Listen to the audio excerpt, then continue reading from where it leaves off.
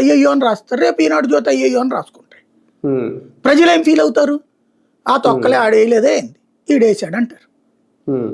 Then అక్కడ ప్రజాస్వామ్యతమైనటువంటి చర్చ జరుగుతుందా, నియంతృత్వం మీద చర్చ జరుగుతుందా?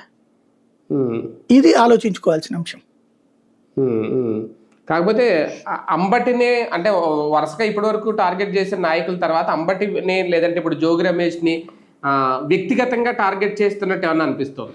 అట్లేం లేదు. అక్కడ కాకాన్ని నోటీసులు ఇస్తున్నారు, భూమనకి నోటీసులు ఇస్తున్నారు.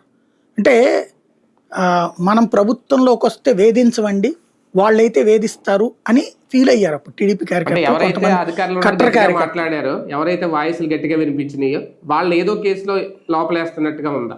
నేను అంటోంది అక్కడ టీడీపీలో ఉన్న కట్టర్ కార్యకర్తలు ఎవరైతే ఉంటారో, చంద్రబాబు గారి మీద అసంతృప్తి వ్యక్తం చేసిన యంగ్స్టర్స్ యొక్క కోరిక తీర్చే ప్రయత్నమే ఈ రెడ్ డైరీ రాజ్యాంగం.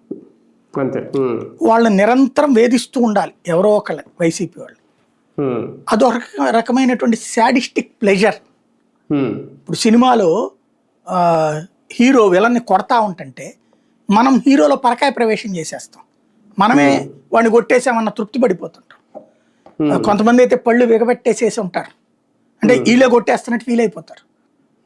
అట్లా ఇప్పుడు ఫీల్ అవుతున్నారు కొంతమంది.